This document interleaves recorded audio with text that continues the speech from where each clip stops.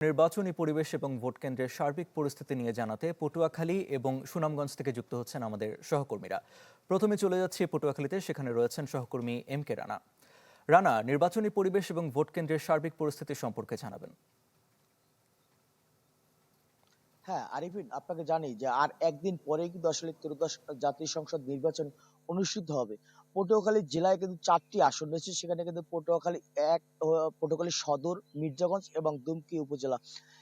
এখানে এর বাইরে কিন্তু পটুয়াখালী ২ যেটি রয়েছে সেটি কিন্তু শুধু বাউফল উপজেলা। এর একটি উপজেলায় যেটি পটুয়াখালী ২ সংসদীয় আসন। এর বাইরে পটুয়াখালী ৩ যদি বলা হয় যে গলাচিপা এবং দশমিনা উপজেলা। আরেকটি রয়েছে পটুয়াখালী ৪ যেটি কলাপাড়া এবং রাঙ্গামালী উপজেলা নিয়ে গঠিত। এই ৪টি আসনে কিন্তু ১৯ জন প্রার্থী এবারের নির্বাচনে কিন্তু প্রতিদ্বন্দ্বিতা করছেন।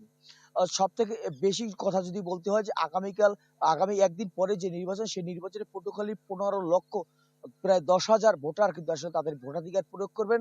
এখানে কিন্তু কথা বলেছিলাম নির্বাচন কমিশন যেটি রয়েছে, জেলা নির্বাচন কমিশন যিনি রয়েছেন, তার সাথে তিনি যেমনটি বলছিলেন যে আসলে জেলায় ৫১৩টি ভোট কেন্দ্রে এবারে নির্বাচন অনুষ্ঠিত হবে। সেক্ষেত্রে কিন্তু এবারের নির্বাচনে কিন্তু গুরুত্বপূর্ণ এবং মা, পিম্পল ৫ দিনেই চলে যাবে। যাবে না মা।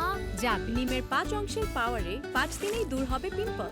হিমালয়া পিউরিফাইং নিম ফেস ওয়াশ। অতি গুরুত্বপূর্ণ ৩ এবং সাধারণ এই ৩টি ধাপে কিন্তু আসলে কেন্দ্রগুলোকে তারা বিভাজন করেছেন।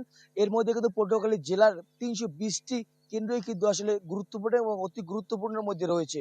ফলে কিন্তু আইনশৃঙ্খলা বাহিনী তারা কিন্তু তাদের ব্যাপক প্রস্তুতি রয়েছে যে এই নির্বাচনকে সুষ্ঠু ও স্বাভাবিক শান্তিপূর্ণ করে শেষ করার জন্য তারা কিন্তু চেষ্টা চালিয়ে যাচ্ছেন।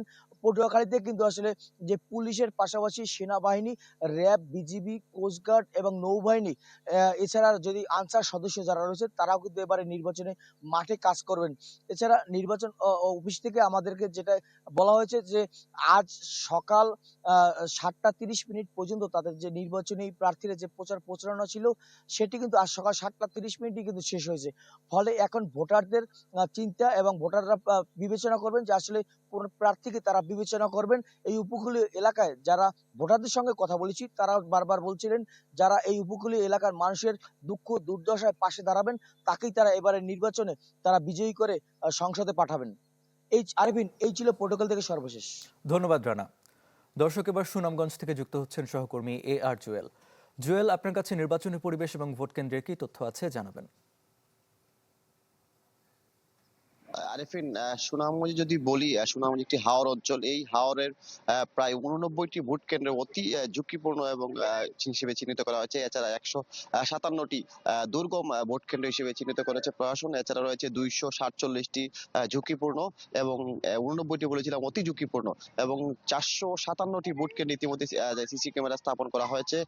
সুনামগঞ্জে ৫টি আসনে ভোট গ্রহণ শুরু হবে বুধবার। আজকে যেহেতু প্রচারণা শেষ দিন, সেই ক্ষেত্রে আজকে আমরা দেখেছি আইন শৃঙ্খলা বাহিনী এবং এই সুনামগঞ্জের যে ১২টি উপজেলায় যে আমি একটি ভোট কেন্দ্রে আছি, এটি হচ্ছে শহরে একটি ভোট কেন্দ্র, সরকারি জুবিলী উচ্চ বিদ্যালয়। সুনামগঞ্জে এই ভোট কেন্দ্রগুলো নিরাপত্তা জোরদারে ১২ জন জুডিশিয়াল ম্যাজিস্ট্রেট এবং ৯ জন নির্বাহী ম্যাজিস্ট্রেট নিয়োগ করা হয়েছে ৯টি আসনে। এবং বলা হয়েছে যে সুনামগঞ্জের যে ১২টি উপজেলায় প্রায় ২০ লক্ষ ভোটার ভোট কেন্দ্রে ভোট প্রদান করবেন। সেই ক্ষেত্রে কিন্তু সব ধরনের নিরাপত্তা ইতিমধ্যে রাখা হয়েছে। আইন শৃঙ্খলা বাহিনী গতকালকেও সেনাবাহিনী সুনামগঞ্জ জেলার যে আইন শৃঙ্খলা কর্মকর্তা তাদের সাথে বৈঠক করেছেন এবং বলা হয়েছে যে সবগুলো যেহেতু দুর্গম কিছু এলাকার ভোট কেন্দ্র আছে, সেই ভোট কেন্দ্রগুলিতে তারা ইতিমধ্যে কিন্তু ভোটের সরঞ্জাম পৌঁছে দেওয়া হয়েছে এবং যে ৪৫৭টি কেন্দ্রে ভোট সিসি ক্যামেরা স্থাপন করা হয়েছে। সব মিলিয়ে আইন শৃঙ্খলা বাহিনী, বিজিবি, র‍্যাব এবং সেনাবাহিনী প্রত্যেকটিকে দুর্গম কেন্দ্রে আশেপাশে থাকবেন এবং বলা হয়েছে যে জুডিশিয়াল ম্যাজিস্ট্রেট এবং নির্বাহী ম্যাজিস্ট্রেটরা অতি ঝুঁকিপূর্ণ এবং যে ঝুঁকিপূর্ণ কেন্দ্রগুলো আশেপাশে থাকবেন, যাতে যে কোনো ধরনের নাশকতা কিংবা কোনো ধরনের বিশৃঙ্খলা ঘটার সাথে সাথে সেই ঝুঁকিপূর্ণ কেন্দ্রগুলো তারা যেতে পারেন। তো সব মিলিয়ে আইন শৃঙ্খলা বাহিনী থেকে সব ধরনের প্রস্তুতি রাখা হয়েছে।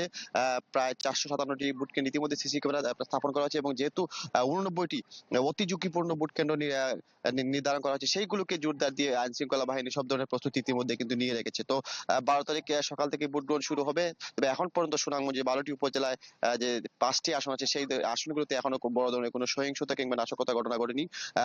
প্রশাসন বলছে যে তারা আশা করছেন যে সুষ্ঠু এবং শান্তিপূর্ণ একটি নির্বাচন তারা পালন করতে পারবেন। ধন্যবাদ জুয়েল।